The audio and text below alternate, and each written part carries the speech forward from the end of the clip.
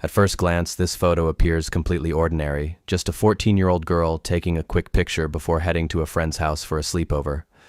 But what makes this image so chilling is the tragic story behind it. This would be the last photograph ever taken of Amelia Sherberg, alive. On July 21st, 2024, Amelia Sherberg left her home for what she believed would be an ordinary sleepover. According to her mother, Anna, Amelia had been hesitant about going. They'd argued earlier that day, and Amelia had seemed stressed about the plans. But while on the train, she sent Anna a text to make amends. "Sorry, Mom, for acting out because I was stressed. I love you, and you are my life." For Anna, those words would become one of the last things her daughter ever said to her. This wasn't just any sleepover for Amelia. It was her first ever party. Having spent most of her childhood in foster care, she had only recently reunited with her mother, making the night even more significant. They were starting fresh, rebuilding their relationship, and even planning the details of their new home. Anna shared how excited Amelia had been about picking out furniture and decorating her room. But that excitement was tragically short-lived. What Amelia didn't know was that this wasn't just a simple sleepover. The two girls who had invited her had planned something far more sinister. Investigators later discovered that the girls had stolen tape and a knife from local stores in preparation for their attack. They lured Amelia to an isolated industrial area near the train tracks in Landskrona, Sweden. There, an argument broke out, possibly over a boy, though the exact reason remains unclear. What followed was pure horror. Amelia was restrained with tape, brutally assaulted, and repeatedly struck with the knife. When police found her body in the early hours of July 23rd, she had severe injuries to her neck, along with bruises and cuts across her body.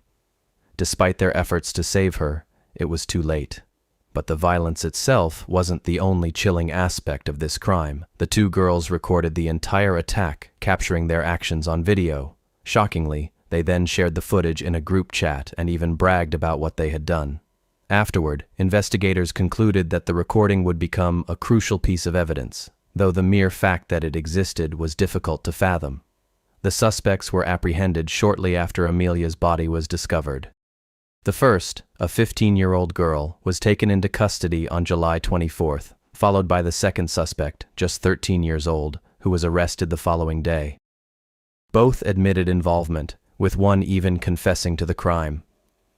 They claimed the situation had spiraled out of control, but the stolen items and recordings indicated a level of premeditation that contradicted their portrayal of spontaneity. Additional evidence recovered by police included Amelia's bag containing her bank cards and personal belongings, which was found submerged near the industrial area. A knife, believed to be one of the weapons used in the attack, was discovered near the scene, while another was later seized. Amelia was only 14, a trusting girl who believed she was attending her first party, surrounded by people she thought were friends. Instead, she was betrayed in the most horrific way imaginable. Anna Sherberg has been candid about her grief, sharing how she and Amelia were building a future together, a life full of dreams and plans. Now, those hopes have been shattered. Instead of celebrating milestones with her daughter, Anna is left heartbroken, mourning a life cut tragically short. On a quiet December evening in Auckland, New Zealand, a CCTV camera recorded an unremarkable scene: a man pushing a luggage trolley through an elevator, a large suitcase perched on top. At first glance, it appeared to be just another mundane moment in an ordinary day. But beneath the surface of this routine footage lay something far more sinister.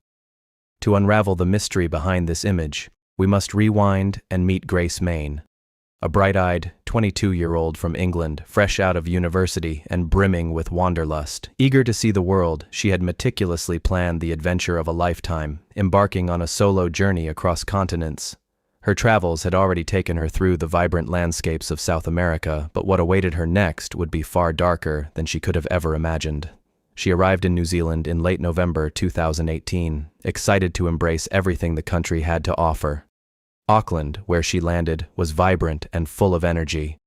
For Grace, it was just another adventure, a chance to explore a new city, meet people, and experience life far from home.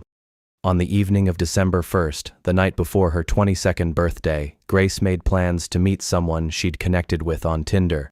His name was Jesse Kempson, and they had arranged to go out for drinks in the city. Before leaving, Grace sent a message to a friend telling her about Jesse and how well they got along. "I click so well with him," she wrote, as if to reassure her friend that everything would be fine. That evening, Grace and Jesse met at a bar in Oakland City Center. Surveillance footage shows them moving between venues, chatting and laughing. Nothing out of the ordinary for two people on a date, sharing drinks and conversation. Their last known sighting was around 9:30 p.m. on December 1st, 2018, as they left the Bluestone Room together. Later, CCTV cameras captured them entering the City Life Hotel, where Kempson had been staying. In the elevator, he appeared relaxed, briefly fumbling with his keycard before they headed to room 308. What happened inside that room remains unclear, but it was where Grace's life was tragically cut short.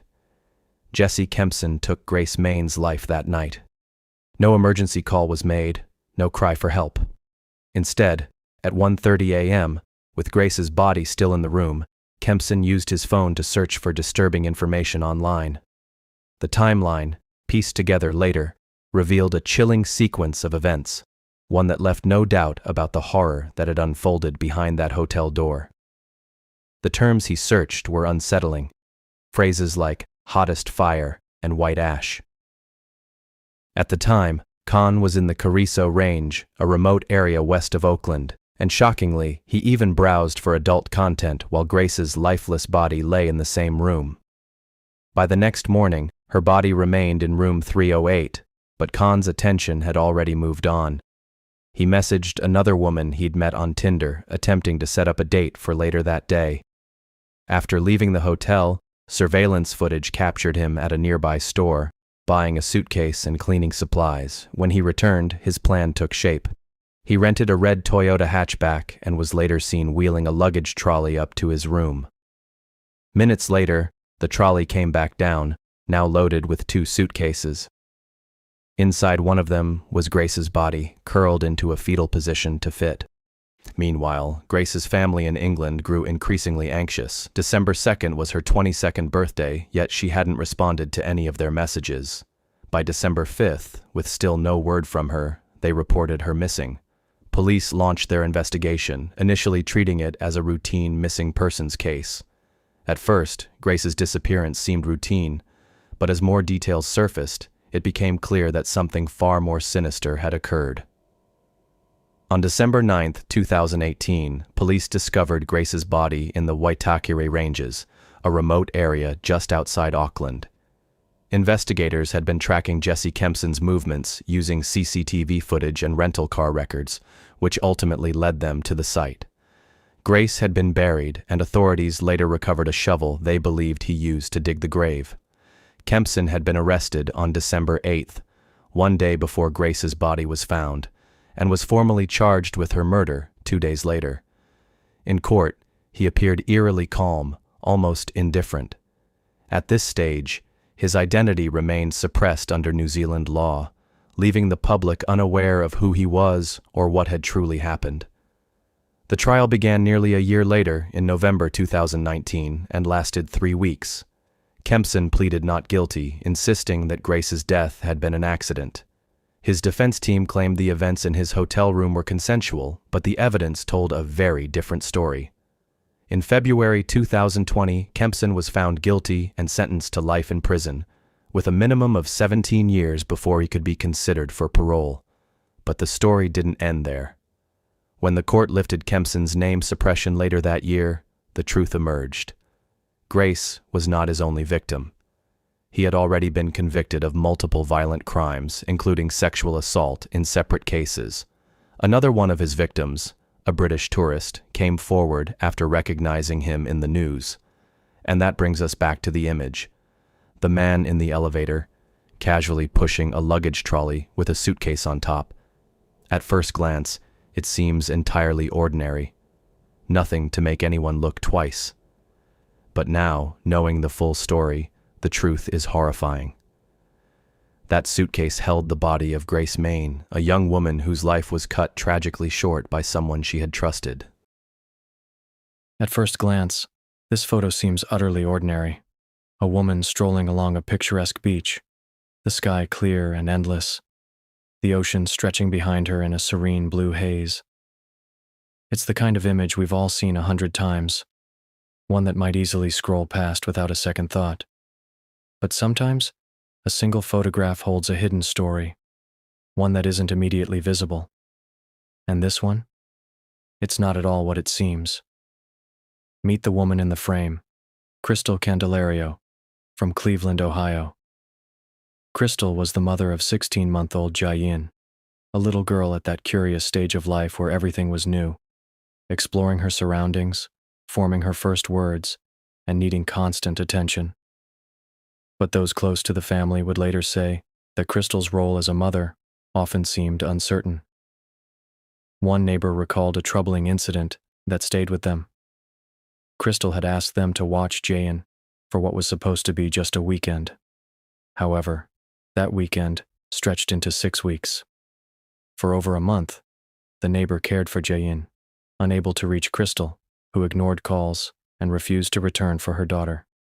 Sadly, this wasn't an isolated incident. Crystal had a habit of leaving Jayin with others, or worse, leaving her completely alone. In one shocking case in 2023, Crystal reportedly abandoned 16-month-old Jayin at home for 2 full days. The toddler was left to fend for herself without food or proper care. Then, on June 6th, Crystal left her home in Cleveland for what she had long planned, a vacation. Crystal Candelario spent 10 days splitting her time between Puerto Rico and Detroit, sharing glimpses of her trip on social media. One post stood out, a photo of her smiling barefoot on a beach, the ocean stretching behind her.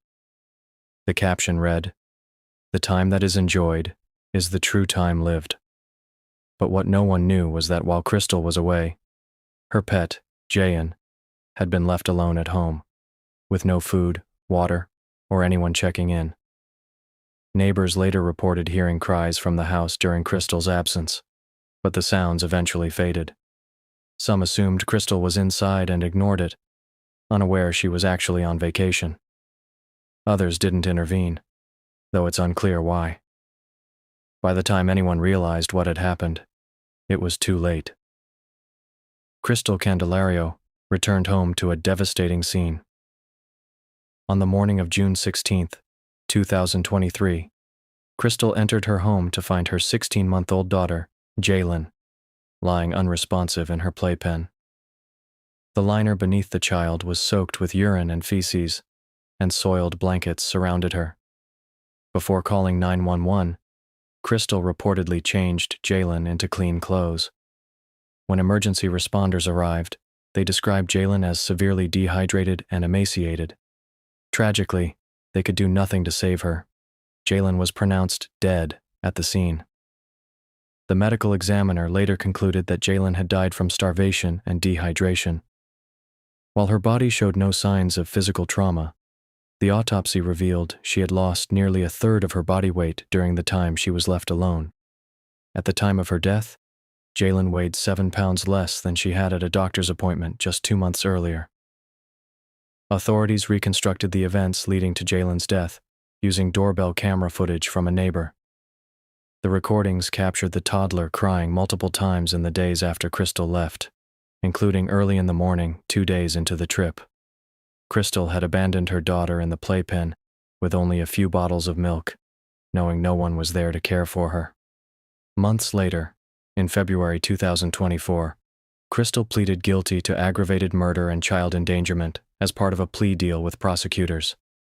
In exchange, additional charges, including felonious assault and other murder counts, were dismissed, and the death penalty was removed as a possible sentence. During the sentencing hearing, Crystal's attorney cited her history of mental health struggles, arguing that she had stopped taking prescribed antidepressants in early 2023, which impaired her ability to think rationally. Her parents also addressed the court, pleading for mercy. They claimed they were unaware of the events, explaining that Crystal had told them she was at home with Jalen and never mentioned her trip. Despite these appeals, the court showed no leniency in its final ruling. On March 18, 2024, Judge Brendan Sheehan sentenced Crystal to life in prison without the possibility of parole. During the sentencing, he condemned her actions as the ultimate act of betrayal, emphasizing the unimaginable suffering her 16-month-old toddler Jalen endured in his final days. When you look at this image now, it's impossible to see it the same way. The photo captures a carefully crafted illusion, Crystal appearing carefree, relaxed, and detached from her responsibilities. But what it doesn't show is the horrifying reality unfolding at home. Jalen, helpless and terrified, left alone with no chance of survival.